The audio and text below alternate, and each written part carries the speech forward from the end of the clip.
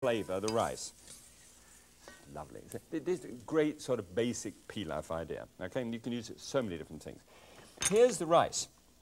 Now, the rice could be the long grain rice that I showed you before, or it could be a brown rice, in which case you'd have to cook it for almost twice as long. But try and avoid this rice here. Now, this rice has its own uses, but this is a little fat rice called pearl rice, if you like, or sticky rice, or sweet rice. That one doesn't do a very good pilaf, so that's why I chose that one.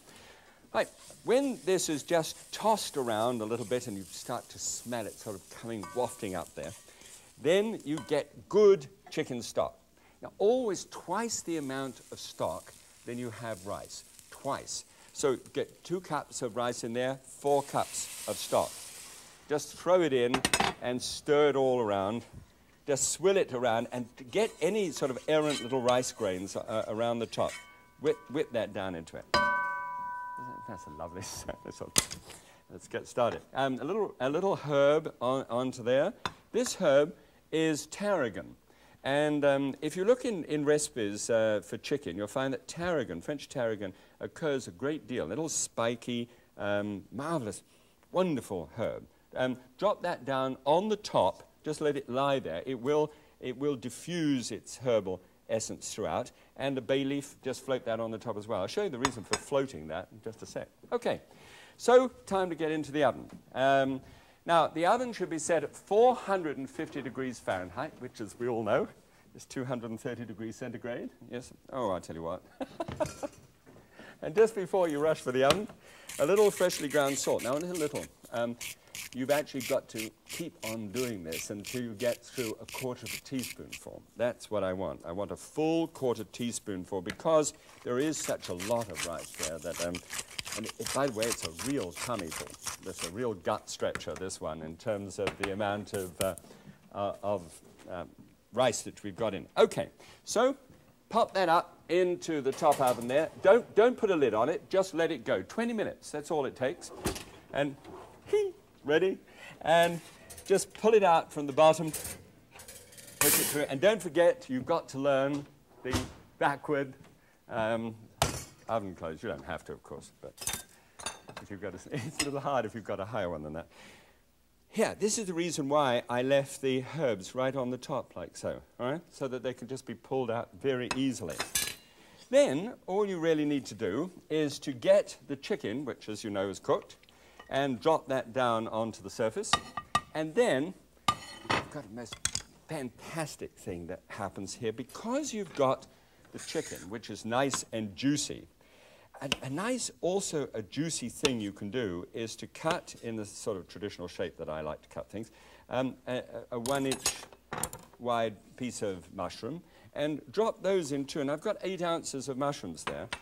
And if you stir that in, always be sure to hang on to it. Look. Oh, see what's happened? How the rice has how it's completely absorbed all the stock. And now what I'm doing, I'm stirring all of that in together. And I've got 4 green onions, you know, spring onions, these little fellas here. 4 of those. And just drop that into the top and stir that around. And that's got to go back in the oven just for 5 minutes, just to be able to reheat the chicken and get it sort of going nicely. Oh, no, I should have left the oven door open. So, there we go, once again. Just pop it back in and same heat and just let it get in. Now, over here, some Swiss chard, and drop that into the top. It hardly takes any time at all to get through. This is Swiss chard, by the way. If you haven't seen it around, it's a magnificent broad green leaf with a fabulous red stripe through it. And that's very finely sliced so that, you know, it looks just like this, tremendously fine. And on top of that, just a little balsamic vinegar. Now, balsamic vinegar, look, have you ever seen vinegar that deep in color? This is brewed for as much as 10 years in different kinds of oak and juniper and, oh gosh, I forget all the different kinds of different wood barrels that it's put into. And it's done in Modena in Italy. That's the genuine one, and look for it as a genuine product. and you have the most exciting little kind of wreath that you can ever imagine when you serve this up. All right, quick stuff. Out from the oven, having heated up, and that actually, though you don't cook the mushrooms in any way, what happens is extraordinary. The heat of the rice actually makes this incredible combination come alive. Now look, you see there is, and this is four portions. Come on, I've got to keep on adding it. This, as I told you, was a bellyful. And then you take the Swiss chard and you pile it around the side. Come on, Graham. And it's got that balsamic vinegar in it, which gives it that crisp, aromatic sort of flavor and a little acidic thing. It's gorgeous. Looks great. Look, come on, I'll show you the numbers. And the smell is, that's another, that aroma that comes up is fabulous. I'll tell you what I've done. I've compared this to the classic, pilaf idea. Remember what I did? Halve the amount of meat and then fill the plate with the extenders, with the grains, all right? And so this is what happens when you do that. From 828 calories, it goes zing down to 406. And remember what a plateful that is. So in 28 grams of fat there comes down to only 5, with 1 from saturated, which is super stuff. So I get a 10% of calories from fat. And that's the kind of thing I'm trying to aim for when I really feel as if I've succeeded. And then 31 milligrams of cholesterol, good stuff.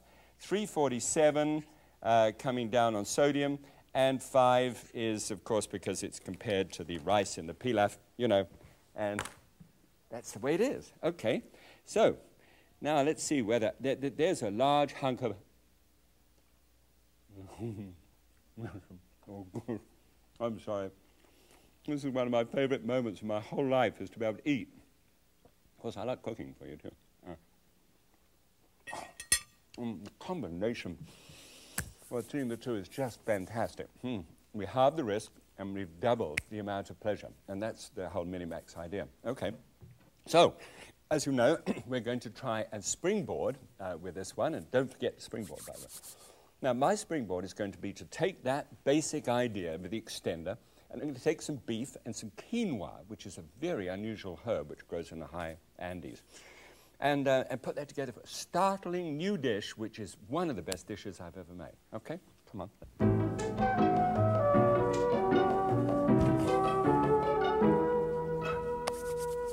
Right, now, what I'm going to deal with is quinoa, and Q-U-I-N-O-A, and you might have pronounced that quinoa or something like that. I used to. And it's all right. Now, this is what it's like. It's actually a seed from a large herb in the high country in South America. And it really is a delicious thing to add to food. And it's a very simple thing, too, because all you have to do is 1 cup of quinoa and 2 cups of boiling water. And if you simply pour that into the top like so, that's all you have to do. Bring it back to the boil, and 8 to 10 minutes later, it will look like this one over here, which I'll show you in a moment. Okay. All right. Now, to get this pot on the go, I just want to put a teaspoonful of oil in there, and, the usual start, which is to bung in a large onion, and that's finely diced, just like the one I did earlier on. Okay, so that's just shoveled around there. And 3 cloves of garlic. Now, this is where you sort of, I don't know, this is, I like this idea because it takes forever in a garlic press to do it. But that's got it there, and I can practice my karate swing. Actually, if you get some of the garlic onto it, you've got a double karate chop. You can sort of approach somebody with your karate thing, and they go like this.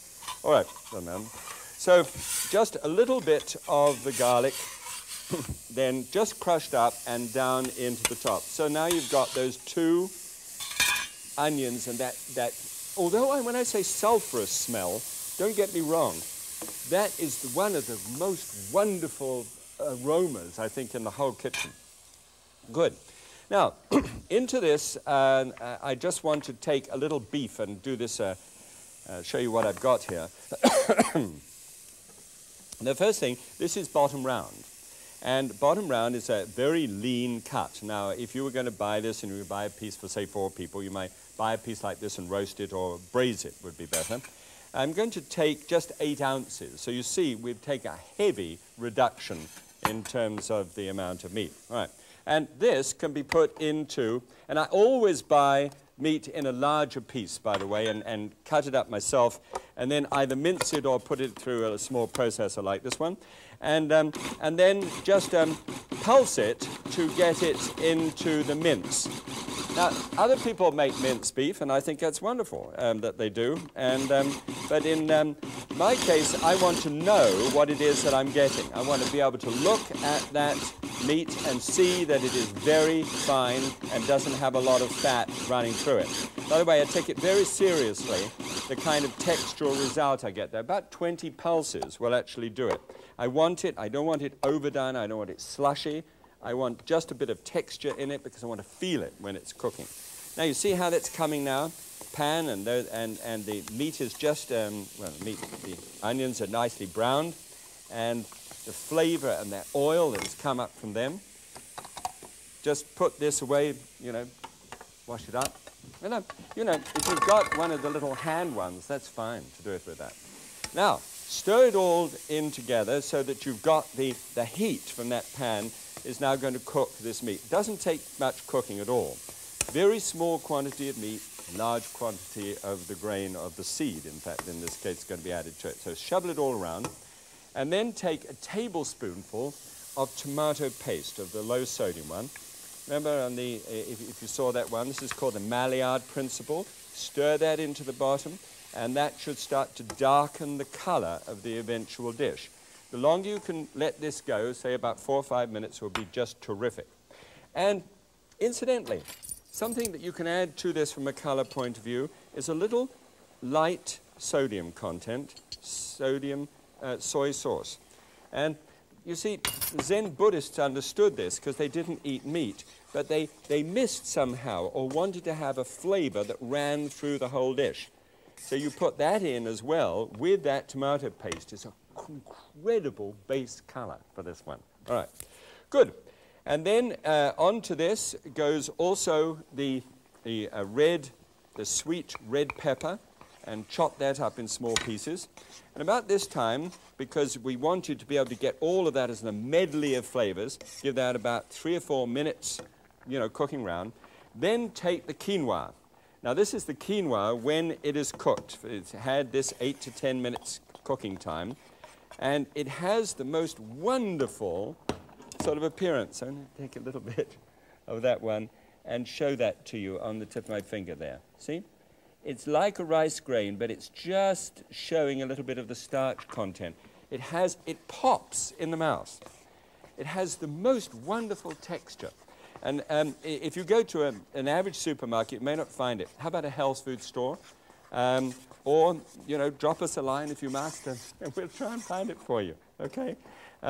So just stir it all the way around. It's going to become one of the most important grains that there are, or seeds that there are, because it is such a wonderful protein content. So that's going well. Now, on top of this, we've got here some sweet corn, 1 cup of thawed sweet corn. And look at the colors now. Now, all we really need is green. So I've got 2 tablespoons full of cilantro and 2 tablespoons full of parsley. And stir this in. About this stage, I mean, when you're making this one, you're going to look down and say, oh, aroma, color, and texture, and it's all coming together. A little cumin seed, ground cumin seed, 1/4 teaspoonful of that, and to give it that kind of bite which lurks up on your tonsils and says, hello, this is 2/4 teaspoonfuls of what I call the Creole torpedo. That's cayenne pepper. That gives it... When you've got food which hasn't got so much meat in it, and there's a lot of these grains, you've got to spark it. It's got to have bright notes in it. Okay, so then just 1 cup of stock hits the top, and that is just there for a very intriguing purpose. it's there just to heat up for a moment, and I'm going to take a... You having fun? I'm having an enormously good time. I hope you are. Okay, just a tablespoonful of arrowroot and just a couple of tablespoons full of ordinary water, and stir that up and dump it in. And what will happen is that will gloss as though it has oil in it. Extraordinary. Now, here's a plate, and I took 4 potatoes and mixed with those potatoes half a cup of buttermilk, and just simply made enough of that in order to be able to pipe onto a plate so as to create a kind of nest of green potatoes with cilantro and parsley in them. All right, just fill in the little gaps. And with the buttermilk, it tastes wonderful and looks great. And it's a super thing to be able to have with that sort of food. Now, you see what's happened here? That's become glossy and colorful. So then you just take that up and slosh some of it outside the nest, as always. Sloppy cook. And we'll put that to one side. Push it down underneath, you know, just like when you're cleaning the front room. And under the carpet. There we go. And come on, I'll show you how it compares with a classic. Actually, a classic is a dish called Lindstrom, which is a marvelous dish if you actually know it. It's a good one. So that's what that looks like. It's very colorful. Now, this dish is with ground beef and potatoes and a little cream and beets in it. Great dish. And that saturated dish with the full amount of the meat in it comes out at 407 calories, you see. And in this case, what we've got here is 406 calories. Why all the trouble, you say? Ah, watch it. See, 30 grams of fat is now down to 5 grams of fat, and 14 grams of saturated fat with Lindstrom down to only 1. Now, you see, 66% calories from fat is now down to 11%. So if you're worried about fat, this clears a worry right out. 49 milligrams of cholesterol, right down, you see. Sodium up a bit because we got that light soy sauce, which is carrying flavor. Dietary fiber at 6, so we've actually got the fiber bit up, which is wonderful. Okay, remember that when you cut the meat down, you also need to get the vegetables up to be able to make that combination. What an incredible dish. Ah, it's got that good smell. That's that cumin, I can smell it. Oh, hello tonsils. Hello tonsils. There's that wonderful little hatch there with that Creole torpedo there.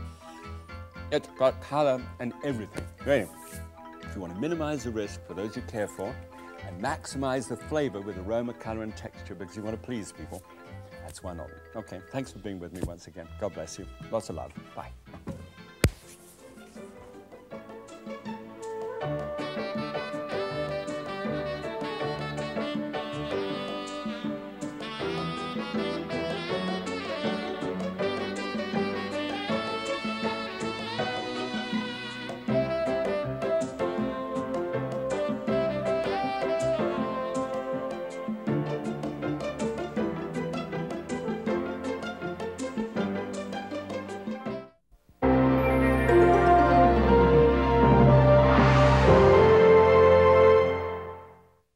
Welcome to Graham Kerr's Kitchen. It's really 2 programs in 1.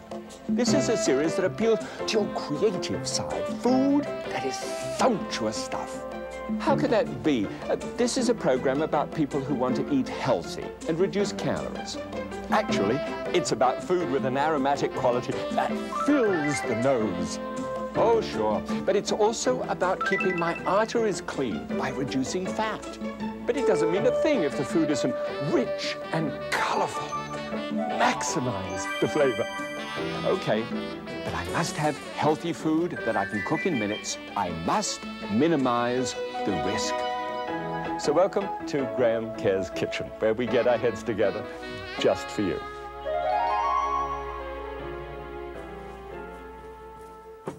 And great welcome. Wonderful. Lovely to have you here. Look, I tell you what we're going to do. Do you love picnics and sort of getting out even when it's pouring with rain, especially when it's that?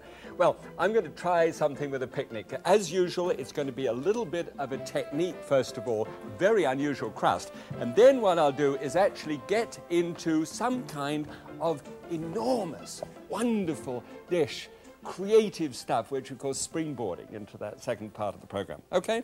All right. Now, rice crust is what this is all about.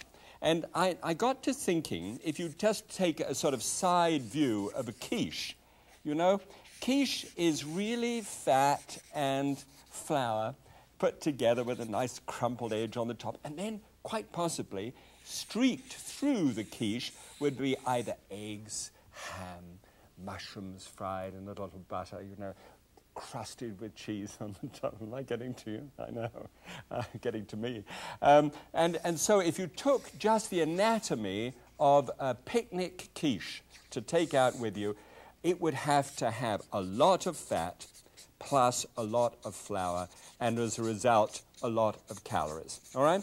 Now, what I'm going to try and do is to do a completely radical technique of putting an unusual ingredient right the way through the crust and then doing something quite different inside so as to start reducing the fat and maybe even replacing flour altogether. In fact, not even maybe. We'll do it. All right? Interested in that one? Okay. Let's have a go.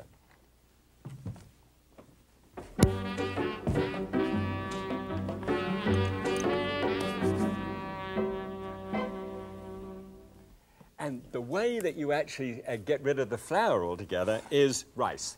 You know, about 6 out of every 10 people in the whole world subsist on rice. So it's not surprising, and I don't know, we call this fusion, you know, an Asian concept, you know, mixed with Western idea. All right, good. Well, here I've got 4 cups of water going at the boil, and put into there long grain rice, just tip it in 1 cup of long grain rice. And then it'll come back to the heat quite quickly, and about 1/8 of a teaspoonful of salt in there. Even if you've been told, you know, stay off salt altogether, please do me this favor. This 1/8 of a teaspoon's okay. It's not going to do any harm. And really, it just sparks it up a little bit. Otherwise, it's very dull. All right, good. Let's bring that up to the boil. Now, here is the same amount of rice which has been cooked, and I just took it off the boil to stop it from cooking too much. 10 minutes that's had, just 10 minutes. So take a strainer like this one, and just pour the rice out, and then put just underneath there, just one, don't you like that magic thing? Just 1 inch of water in the bottom of the saucepan, and put that on the top again, and you see this is coming to the boil now. Put a lid on the top of that. Now, when you're serving rice normally, that will now boil up underneath to steam, and will steam that rice out just at the last moment, and you get really good rice. All right, but I want to use this just in its strained condition. Drain it out of the water, and get that out, and whack it into a bowl. All right. Now, that's hot, all right? So here I just want to add 1/4 cup of cheese. And this cheese, by the way, if you take a good look at it, this is Monterey Dry Jack cheese. It's characterized by this brown, heavy rind on the outside. It's a great cheese, very good, made in California, and very good for this kind of a deal. All right, so we've got the rice, and we're going to season this with just a 1/4 cup of the rice, exactly 1/4 cup. Oh, by the way, if you're going to buy cheese in a block, which I think, by the way, is much better than the stuff you can get in a packet, which is already grated. Now, I don't want to ever say anything wrong or upsetting to anybody, but that stuff, you know, kind of, I don't like it. So I buy the cheese in a block, and then get just any old plastic bag and just clip it tight. Keep it in the fridge. It'll last and last, and you'll really enjoy it. Okay, so that's done. 1/4 teaspoonful of black pepper. And I have been using white when it came to white things, but gosh, it's so nice to be able to say to people, look, see the black pepper? There's flavor in it.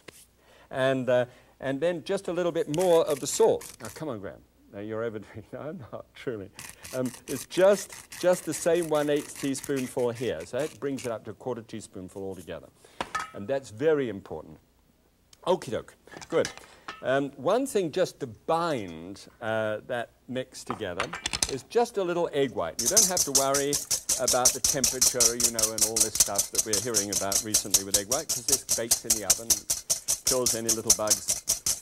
stone dead. They die at about 140 degrees Fahrenheit. Any temperature over that for more than 10, 15 minutes, it's gone. Okay, so just pour in the egg white. Now you've got quite a combination because you can just simply stir this together, and so you get cheese flavored, hung together with the egg white, well seasoned, salt and pepper, and it smells good too. You know, it's such an important test of how a thing's going to taste, whether the aroma's really there when you're actually cooking something like this. This is a great idea, by the way. All right, then you move it together as if it's kind of like a ball. Just smash it together in the pan like so, and then get out whatever you're going to use as the quiche dish. All right. Now, in this case, I've just used the cheapest possible non-stick pan. All right, let's get this out of the way. You could use a really nice, if you're going to present the thing at a table, you know, or take it out on a picnic and take it with you, then take one of these ceramic ones and just give it a very light dusting of oil on the top surface. And then do it just exactly like this, but I thought you'd like to see it this way. Okay, little water on the side, and that will help you to feel much happier about this if you have just a little water. Make it a nice round piece and even so that you can do this easily. Press it down to begin with in the pan. Just run up with your finger towards it. Now, if you go through and the pan becomes bare underneath, don't worry. Just get a little bit of the rice and just poke it down. You just need to, you're making a crust.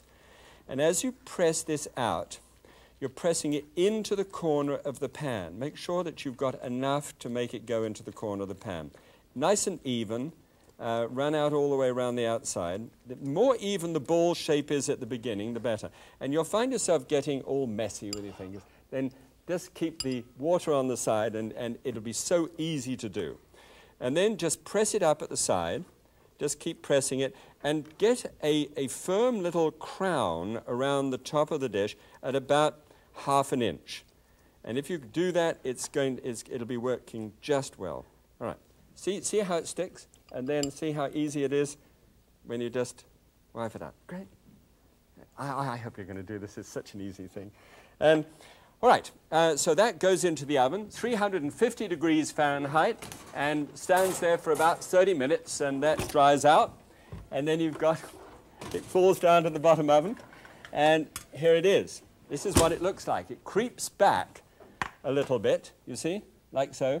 But it's like this. It's like a wonderful discus. It's so fine and lace-like and crispy and great stuff. Now, I don't know what you like as a filling, but you could put your own filling in there. But here's a rather neat idea. In the pan here, I've got 3 potatoes, very finely sliced. And you can slice those with a knife, or you can get one of these sort of mandolin cutter things, which do terribly thin slices, or you can put it through one of these slicing machines. Okay, whatever way you're going to do it, nice. Cup of stock, of beef stock, and about 2 teaspoonfuls of fresh thyme and some black pepper. And just cook those until they're nice and tender. And at the same time, have ready a little of this egg substitute stuff. Always give it a good shake before, by the way, before you use it. And then pour that into the bottom of that, you know, just to get the bottom soaked up and ready for the rest of it. Okay. And, oh, it's right in front of me, folks. And then you take the poached, what are these? Potatoes, and which have been poaching in, of course, the beef stock, and with that seasoning, with the thyme, just magnificent. And take some fried onions, and scatter the fried onions on the top. Look at it, look. And then take some fresh thyme there as well. There's lots of pepper in it, so you don't have to keep on adding pepper. Then put another layer of the egg substitute on, and then fill it up with the rest of the potato, okay? And just keep on going until you fill the whole thing up with layers of onion and thyme and potato. This is a knockout. And then find just some really nice slices at the end, and just lay those decoratively on the top so that they go round like so, okay? Just lay them out. If they're nice and thin, they'll just do fine. How's that? And then on top of that, just a little spray. If you've got this spray stuff, it's kind of fun. Just give it a little whack of the old spray and put that into the oven. Remember, we did the first one. Now it's the second time that the oven. And this goes in here. Oh, it actually goes in here. We'll get to it. Goes in the top, again at 350, 375 rather, and just takes about 35 minutes out from the top bottom. Okay, a little spread of the fresh thyme leaves on the top, and a little bit of parsley on the top of that surface. And then all you have to do is just to drive a knife blade into it, pull it back. There we go. And should just about have it made. Little plate here. And of course you take this out, you know, to the picnic ground in the dish, complete. And there it is. Whoops. Yeah. Ooh. Looks nice. A little more of the fresh thyme on there like that. And just to let people know that you know about pepper, just a little bit there. Okay, let's have a look at the numbers, and I'll show you just exactly how that looks. Come on. Okay, now, I'm going to compare that with a regular quiche, all right? And then we'll see actually how it works. What I was really trying to do, you see, is to replace the fat with rice and just a little bit of cheese in there to give it, you know, the flavor, which is what we always try and do. And trying to take fat out, then you've got to try and get the flavor in. Okay, 448 calories was the classic quiche here. We've got that down to 279. Under 300 calories, that's pretty good. Look at the fat. Now here, we've got actually 23 grams of fat in the classic. That's about a third of the day, just on its own, without anything else. This comes down to just 2 grams, of which 1 of those grams only is saturated, as against 10, which is good stuff. And then the percentage of calories from fat is a wonderful 7% as a result.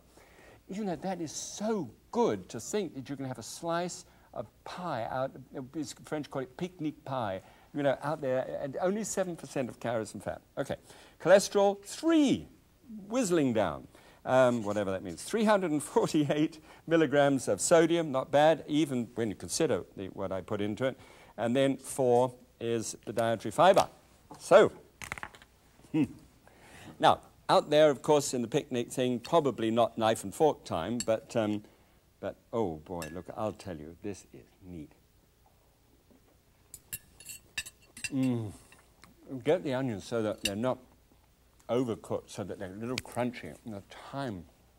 And that cheese crust with the rice is really unusual. It really works well. Okay, ready to springboard in your own way? Always do that. Okay, my springboard is going to be this seafood one with scallops and sole and shrimp and mushrooms, and turn it all in together and pile it up nice and high. Really, a good exotic type thing. Ready? Ready to be exotic? Come on, let's have a go.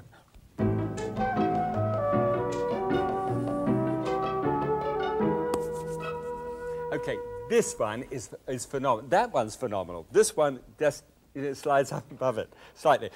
Make the rice crust just exactly as you said before. You see, this is a kind of soggy discus that it turns out to be. It's crisp on the top, and it just cooks through on that last bit. So you've made all of that. That's the basic idea. And now let's get into this one.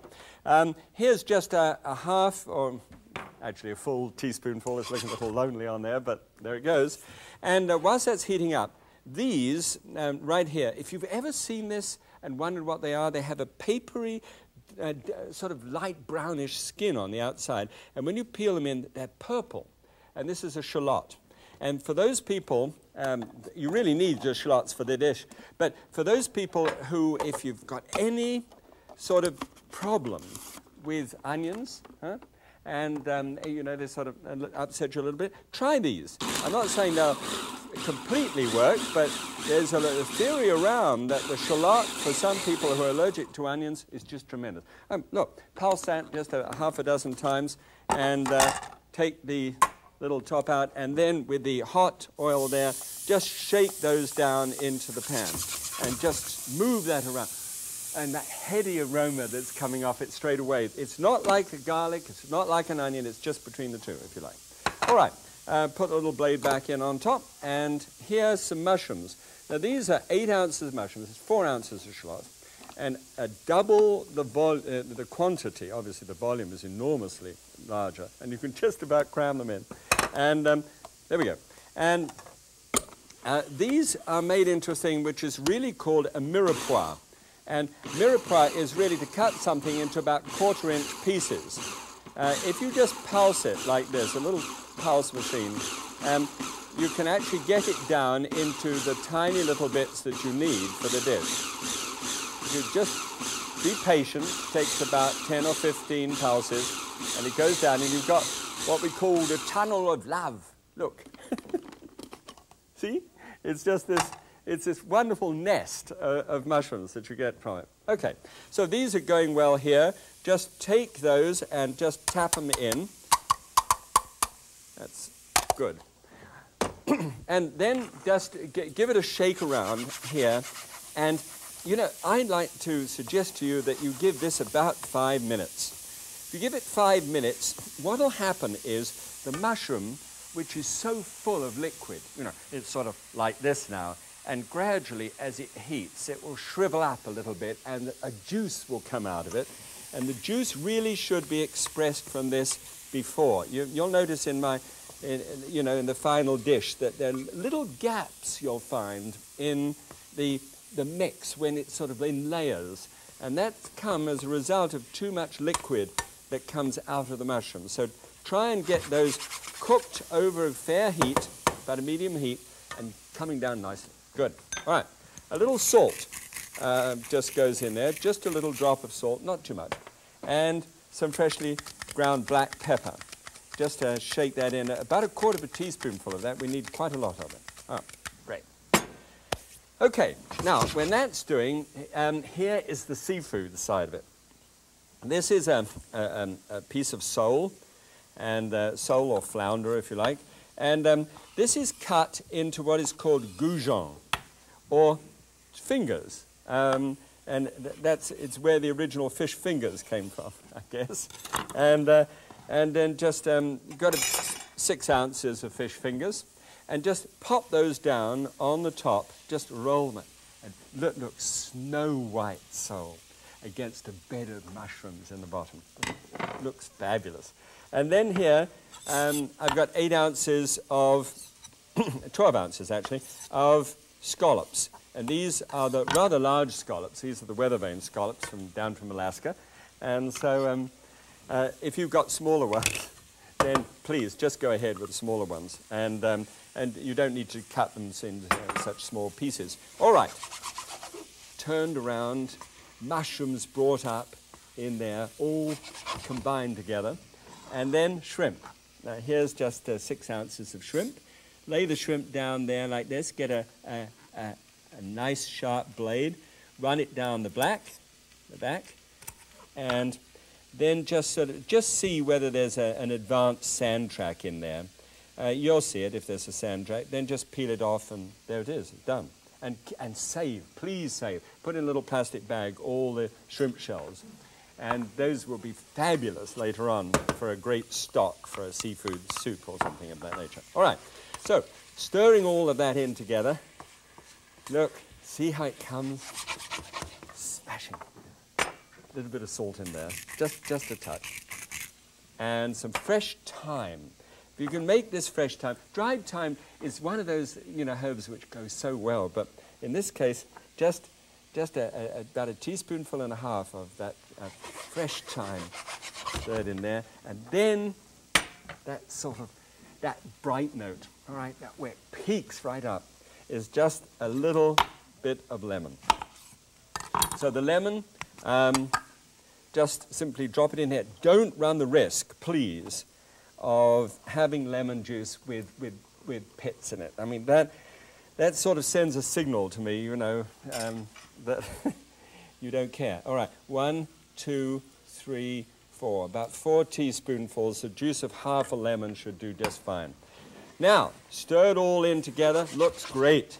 Now, out with the crust that we had before, shake up the egg substitute, and just anoint the bottom, just gently, just shake it over.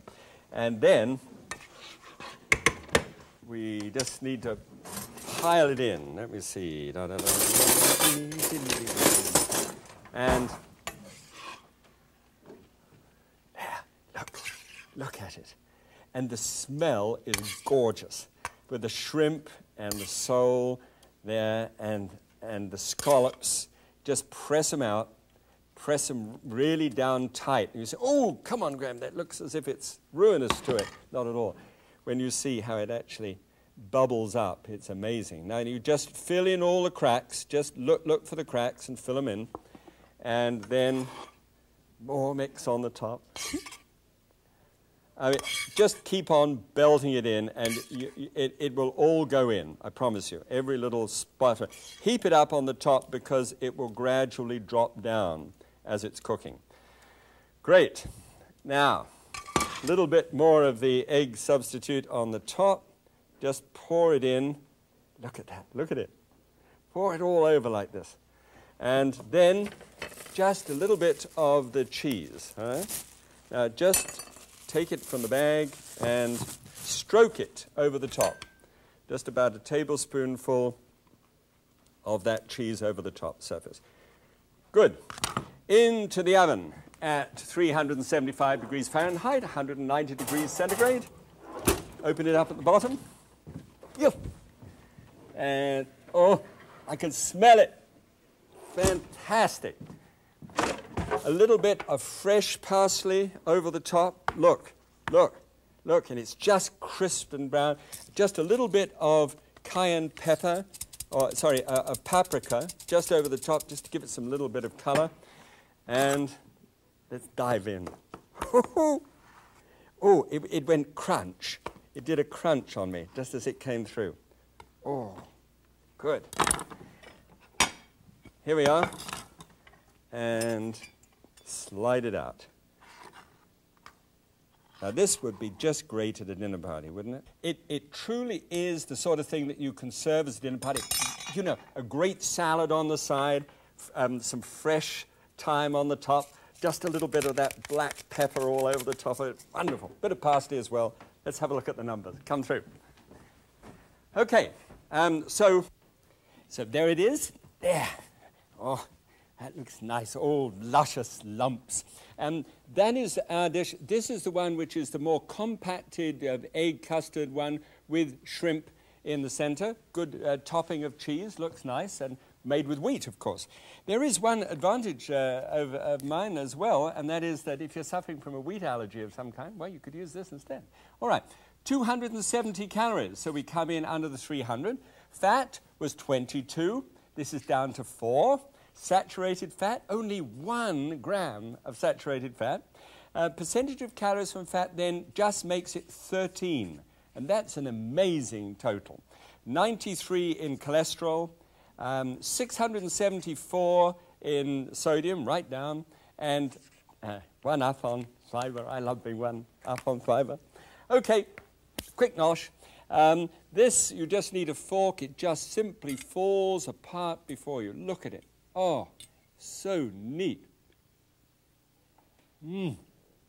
Oh, it's tender.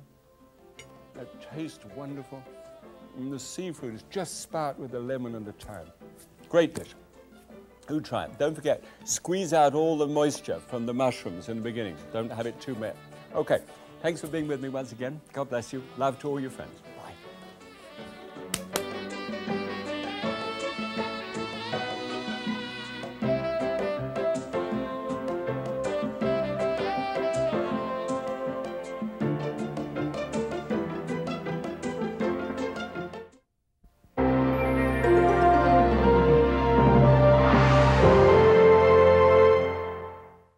Welcome to Graham Kerr's Kitchen. It's really 2 programs in 1.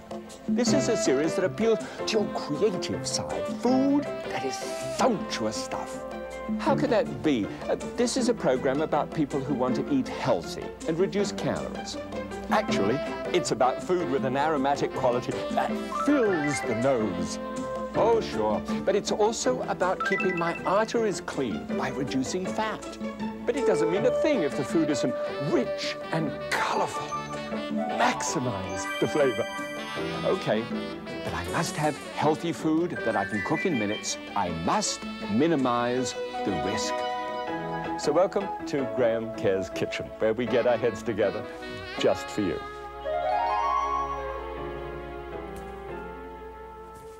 Well, welcome back once again. This time, please put the channel zapper down if you've got one of those things, and don't look at the title which says egg substitutes. It's going to be okay. It's all right. In fact, fasten your seatbelt. What I'm going to do is do just a simple little dish, first of all, show you a technique on how to use it, and then, of course, springboard once again into something a little bit more exotic, something where you can try and put that technique to place in your own kitchen and get going. Okay, egg substitutes. Is basically, you know, I used to think, when I heard of egg substitutes, I used to think, oh gosh, they've put all kinds of chemicals into something and I don't want that. I want an egg as an egg and I just want to enjoy it. But you know, with Trina, she's had, you know, some difficulties with her heart and all that stuff. And so the egg yolk was a problem, whereas the white was okay. So I was really quite intrigued to find out that an egg substitutes, at least some of them, have got, in fact, just egg white. It's 99.4% egg white there, or egg product in it.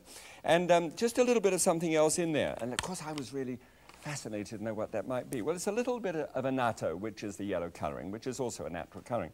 But there's also just some little genius in there. It's a derivative from seaweed, and I'm not sure just exactly what it does, and nobody will ever tell me, but at least I've got to work with it. And if you've ever tried it, you might have actually thrown it into a pan, treated it like you normally would do scrambled egg, and terrible. And you said, never again. Well, have a look at this one and see whether this works for you. Okay? Come and join me.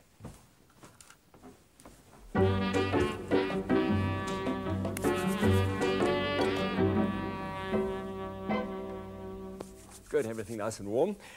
First of all, let's get a little bit of oil in both of those plates, or not the oil in that one. We use margarine in that one, but anyway, here we go. Mushrooms. Now, I'll get round to the eggs in a second, but just to wrap it around a simple little idea. Now, I think I was about 8 when my dad actually said to me and said to the chef in our hotel, go in and find out how to cook. And that's when I started about 50 years ago. So, and I remember the chef saying to me, see, you know, he was very French. He said, see these veins in the mushroom. When you use a butter, then the butter soaks into the veins. Oh, and it is lovely and round and beautiful. And I remember receiving that. But he said, always put a little lemon juice in there too. And that really stuck with me. Now, this is what we do with this one. Just take the stalk out and loosen it. Now put these two in just a little of that oil. And that's a little olive oil with just a touch of toasted sesame oil in it, you know, standard stuff. And just lay that in the pan. That's about medium heat.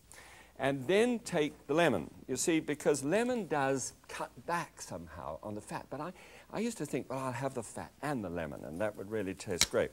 Now, if you can do without the fat altogether, the big question on my mind was, would the lemon do it? Would the lemon be okay? So we tried it. And fantastic things happened. All right, so what we're doing here is just screwing that lemon into there so that you've got plenty of juice and it's all in one place with a sharp little spout so that you can direct it exactly where you want it. So we need about half a teaspoonful of lemon juice in the top of each one of those caps. So that it just sits there. Now the heat underneath that is coming underneath, and it's going to brew that lemon juice and sort of simmer it inside the caps, which results in it permeating every morsel of the flavor of that mushroom. All right, then just a little bit, where's it gone? Oh, here we are. What we call the Creole torpedo. This is the cayenne pepper, and just a touch of cayenne pepper, also with mushrooms. Just remember, lemon juice, cayenne pepper with mushrooms seems to bring out a kind of field flavor if it's missing. Not too hot, you really won't taste it, but it's just a little bite in there. Okay. All right, so there we go, and those are doing just fine. Now, over here, just a few bits to get cracking. Here is an English muffin, which, having come from England, I was amazed because there weren't such things as English muffins. They didn't look like this anyway. But they've got there now. So they're called crumpets. And then they'd go just on one side and smothered in butter, of course. So that's toasted. And then here, I've got a piece of Canadian bacon. Now, around my home, what I like to do is to have Canadian bacon in a block and then keep it in, you know, one of those little bags. And I find that that way I can measure and get it just the right kind of thickness that I want. And I just want 1 ounce per each one of these muffins at the moment. Okay. Here's another thing. And this time, a rather neat thing to show you. I'm going to use that larger. This is this large piece, or the end piece. I'll use something else later. But this is a skimmed mozzarella cheese. Okay? And I don't know if you've ever tried to cut mozzarella cheese like this, but see how that tears with a knife blade through there? Right. Well, this is a knife blade which actually you can cut right the way through, and it releases it as it goes. So this means that you should be able to cut thinner slices easier than you would otherwise. All right, so 2 slices. So it's quite simple. There we go. And 2 muffins in there, everything going fine. All right, now let's have a look at the egg substitute, see what happens there. Just not oil, but just a little bit of polyunsaturated margarine on the top. I did use butter initially because butter has this charming quality to it. When it starts to go brown around the outside, you know it's exactly the right temperature for eggs to coagulate. Well, that's fine, and it adds that little buttery flavor, but then you've got butter around, and that's a bit of a problem for me. So it just should be blistering a little bit in the pan, and shake it thoroughly. Always shake this part thoroughly, and then dump it all in at once. Just stir it around like this. Now, normally, if you're making scrambled egg, if you're like me, and I love making scrambled egg, you dive into that and start to, you know, shovel it all around and get the eggs to coagulate evenly. Well, in this case, you've got to control your patience just a little bit and just hang over it for about 30 seconds. And what I do is, I rather than just sort of look at it, I just put in about 1/8 teaspoonful of salt and some freshly ground black pepper, you know, both maximizing the flavor always. And just wait for it to start getting sort of disturbed, like the swamp creature is sort of coming out here. Just little bubbles should start to sort of move. Okay. When that starts to happen, and oh dear, those muffins didn't brown quite as much as I wanted, so put them back. Then you push it into the center. Now, you see what's happening here? It's set up just a little, and now, and this is so important if you're going to enjoy this, you start to pull it into the center. Works fairly quickly, pulling it up, and don't worry, it'll be okay. And when you've got it like that, it's at a stage called baveuse. Now then, just put it to one side. Don't keep on doing it until it's completely done, because you want to keep it just to one side, and it'll be just fine. All right. Now, on this one, I think I don't want to burn it, so pop that up. Good. Short order cook again. And then turn the mushroom upside down, and you see it steam bursts. You see how beautiful that looks on there? Now, it steam bursts underneath, and everything is going just fine. Ha! Never put anything sharp into a toaster. In fact, a pair of tongs are usually quite good with muffins, aren't they? Kind of, whether your toaster's like that, you can never reach into it. All right, here is a broiler unit.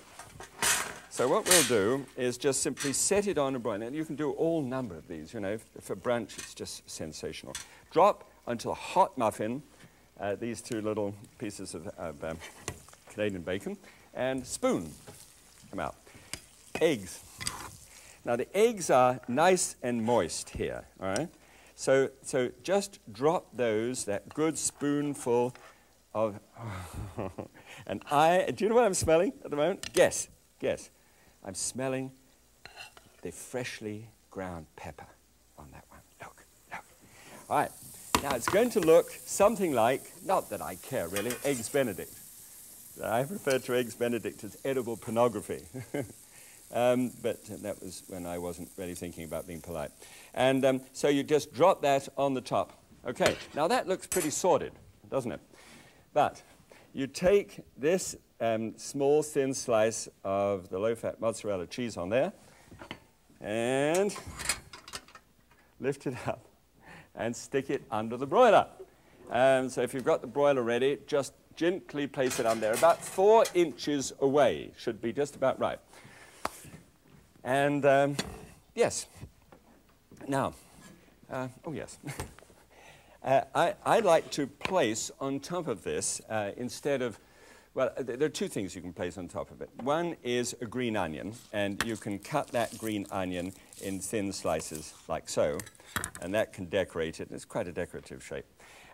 Or parsley, chopped parsley, but very much so paprika, because paprika will give you that charming sort of red and green appearance, which is just right. Ah! The one on the left is, can you get in the oven with me? See, the one on the left is doing nicely. Why isn't the one on the right? How extraordinary. Thank you. Well, good. That's the way it is. And we just bring this down. Now look at that. Look at this one here. Well, it's all right. The other one's just going as we look at it. Take this up then, and oh, I know. Here we go. With a pair of tongs. Doesn't that look neat? See? As a matter of fact, it's wonderful. And a little dusting of parsley over the top, and a little shake. Do you think you could do this? I mean, it's not too intimidating, is it? A little bit of parsley around the plate as well. Looks good. Okay, let's compare that and look at that versus Eggs Benedict. No, well, not versus, because, you know, I'm not into the versus thing, but at least it's useful, I think, to compare. I think that's charming. Okay. All right. Well, you see, what we're trying to do is to show you that you can produce something that looks good, but it has to be treated in a slightly different way than we would normally do that. And, you know, with something where the fat's been taken out, it's such a good idea to get other flavors to mingle in and really bring it up. Okay. 471 calories was the calorie value of an Eggs Benedict. This is down to 355, so not much, but at least 100 odd. Fat used to be 38, now down to 15. That's pretty good going. And saturated fat at 7. All right, that's because of the bacon. All right, that gives me a 39% brunch egg dish. Not bad. Not bad. Over 30%, but you know you can make some adjustments to that. And cholesterol, 44, down from 507, and sodium is up a bit because of the salt that there is in the Canadian bacon. Dietary fiber is about 1.3, but, you know, it's kind of fun if you're counting those sort of things. But the big moment that always has to be is this. It is exploratory time. And so you just cut down into it. It does look a little bit like an Eggs Benedict, doesn't it? When you cut down into the center, you can actually cut yourself a little wedge out if you're careful. And you see, that's the cheese and the egg.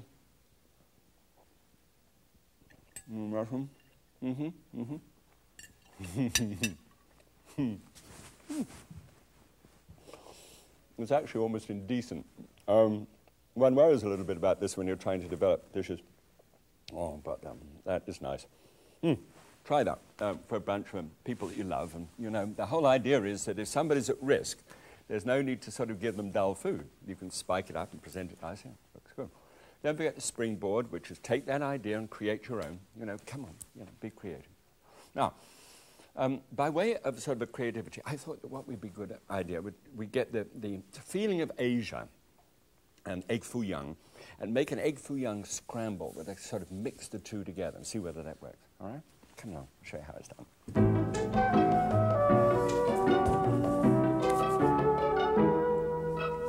Good. Thanks so much for not switching off because of the egg substitute. And I know you haven't switched off because you're still watching. Here, then, in this pan, just a little oil. Just that's for Mike. If you don't know who Mike is, doesn't really matter. But just a half teaspoonful of oil in there. And then, do you remember the time when we had a look at this wonderful flavor called baoziang from Asia? Baoziang means an explosion of fragrance. Well, here's another way of looking at that. I said that you could springboard and use it in all kinds of dishes. Well, here we go again. Now this, if you'd missed it actually on that occasion, this is 10 little fine slithers of ginger. And if you ever want to see what a ginger root is, by all means don't buy the whole thing. You'd never use it. But just buy a small piece of this and it'll be kept in a little plastic bag. Or you can actually wrap it in a brown paper bag and then put that in a plastic bag and keep it in the fridge. Keeps a long time. Okay, so that's root ginger, and it's very powerful stuff. So very thin slices. And normally, you know, I will make an extraction of that, but in this case, I want to keep it in the dish itself. And so because of that, it's a fine knife, and get down into it and slice it in very tiny, thin pieces. And then one little sliver of that has packs. It's what I call bright notes. When you take salt, fat, and sugars or something, you've got to get bright notes back in their place. And that little tiny piece there is amazing. Got that hot taste to it. Really good. Really need to see it or to experience it. Okay. Now here I've got a nice large fat garlic clove. And so that one, just balance it up down. It's so large I couldn't get it under. And everyone's saying, isn't that marvelous? That's a beautiful one. You'll love that one. And couldn't smash it. So it's just smashed down there. Just pass the blade through it. Because, again, I don't want any large pieces of it lying around. Good. And this is the Three Musketeers of this flavor. The flavor is just absolutely remarkable. Now, just cut the bearded ends off there of green onions. And let's slice back from the white ends there.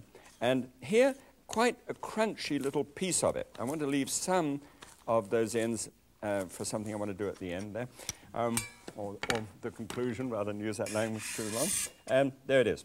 Now, oil in the pan, heat it up, and then you can take those three things, the Three Musketeers of Baoziang, and then drop those down. And immediately it starts to hiss. Immediately you get this incredible aroma that comes out of it. Just wonderful. Because then, remember I was saying earlier that if you're going to drop fat out, you've got to get that